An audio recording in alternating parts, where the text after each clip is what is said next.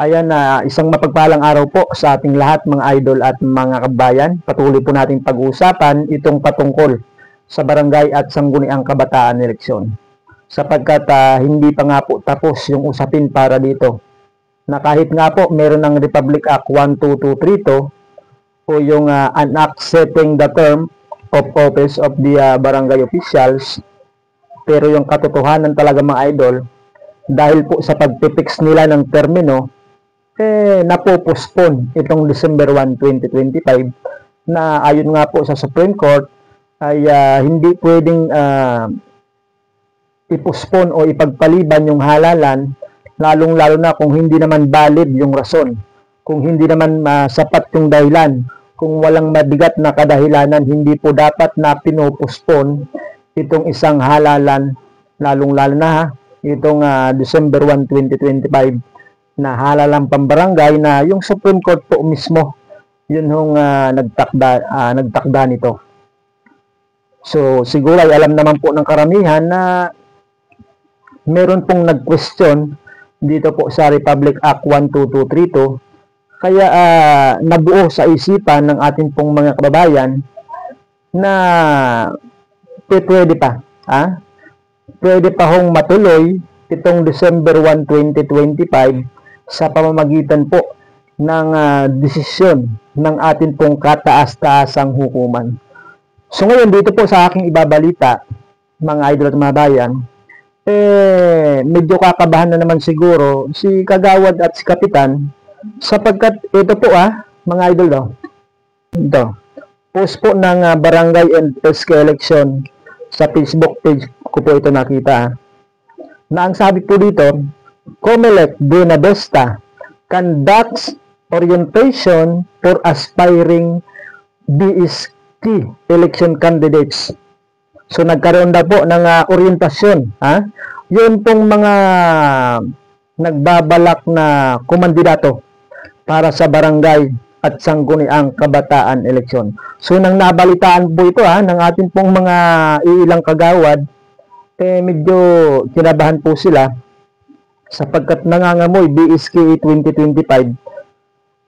Dahil po nagkaroon nga po doon po sa Buena Vista ng orientasyon para po sa mga tatakbo o kakandidato sa barangay at sangguniang kabataan eleksyon. So ito po ay naka-post ito sa wikang English. So yung ginawa ko po ay sinalin ko po ito sa wikang Pilipino para mas lalo pong maintindihan ng atin pong mga kababayan, lalong-lalo na yung mga nagbabalak po na kumandidato. Ito po, babasahin ko po sa inyo mga kababayan. COMELEC Buena Vista nagdaos ng orientasyon para sa mga aplikanteng kandidato sa halalan ng BSKE. So napakalinaw po nagkaroon daw po ng orientasyon doon po sa COMELEC Buena Vista. Setyembre 23, 2025, ang Komisyon sa Halalan or COMELEC Buena Vista sa pamamagitan ng election officer na si Maria Lotgarda D. Estrada ay nagsagawa ng orientasyon para sa mga nais maging kandidato para sa barangay at sangguniang kabataan elections BSKE sa Municipal Gymnasium. Sa sesyon, ipinaliwanag ni Ms. Estrada na nilagdaan ni Pangulong Ferdinand R. Marcos Jr. ang batas na nagpapaliban nga po sa barangay at sangguniang kabataan eleksyon na original nga po na nakatakda sa December 1, 2025 at ginagawang November 2, 2026 ng ating pong mga mambabatas. Gayunpaman, binanggit niya na may petisyon na isinampa sa Korte Suprema upang ideklarang labag sa konstitusyon ang pagpapaliban, mga idol at mga bayan. Idinagdag pa niya na kung paboran ng Korte Suprema na idaos ang halalan, sa pagitan ng October 1 hanggang October 7, 2025, matutuloy ang BSK sa December 1, 2025. Ibig sabihin po, kapag pinaboran, kapag nagdesisyon yung Supreme Court sa pagitan ng October 1 hanggang October 7, ibig sabihin po mga idol at mga bayan, ay tuloy ang December 1, 2025. Base po dito sa post nito hong Barangay and SK election sa Facebook page mga babayan. Ituloy po natin. Tinalakay din sa orientasyon ang mga dapat at hindi dapat gawin sa paghahain ng Certificate of Candidacy or COC. Ayun na pinag-uusapan na nila yung pong pagpapile ng Certificate of Candidacy. Yung mga bawal gawin at mga pwedeng gawin kapag po sila ay maghahain ng Certificate of Candidacy. So kayo po mga idol at mga bayan, kayo ba ay nakahanda na? Naka-ready na ba kayo? Baka sakaling biglang magdesisyon po yung Supreme Court na ituloy itong halalan sapagkat sila mismo yung nagtakda nito hindi pwedeng basta na lamang balgahin, basta na lamang sirain yung kanilang mga nagiging desisyon sapagkat sila nga po yung Supreme Court, kataas-taasan mga idol at mga bayan. So nakapag-desisyon na po sila noon na yung susunod na halalan talaga after 2023 2025 mga kababayan. Kaya malaki po ang posibilidad na biglang mag-desisyon yung Supreme Court na ituloy itong December 1, 2025. Kaya nga po nagsagawa na ng orientasyon yun po COMELEC doon po sa Buena Vista mga bayan.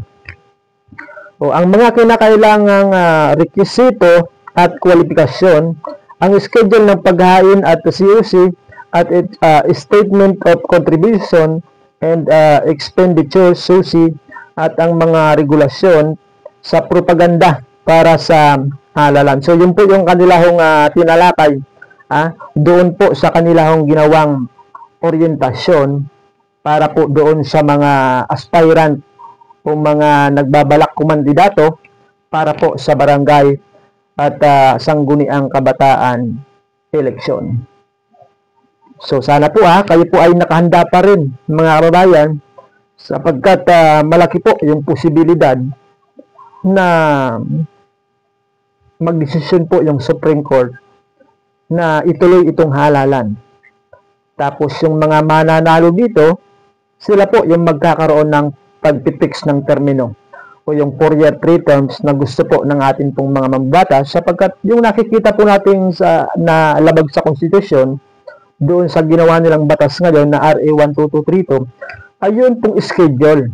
Kasi binabago po nila mga kababayan, binabago po nila yung schedule na in-schedule mismo ng COMELEC. Yung December 1, 2025 ay ginagawa po nilang November 2. Kaya siguro ko po ay aalisin lamang po yung schedule, ibabalik yung dati, tapos kukunin po yung fixed na termino na 4-year 3 terms. So, kagaya po ng sinabi ko kanina, baka i-desisyon ng Supreme Court, ituloy itong December 1, 2025, tapos po yung mga mananalo, sila po yung magkaroon ng 4-year 3 terms, mga idol at mga bayan. So, yan muna yung ating update at abangan pa rin po natin yung talaga hong pinaka-pinal na desisyon ng ating pong kataas-taasang hukuman. So hanggang dito muna yung ating update at maraming salamat po sa inyong panonood.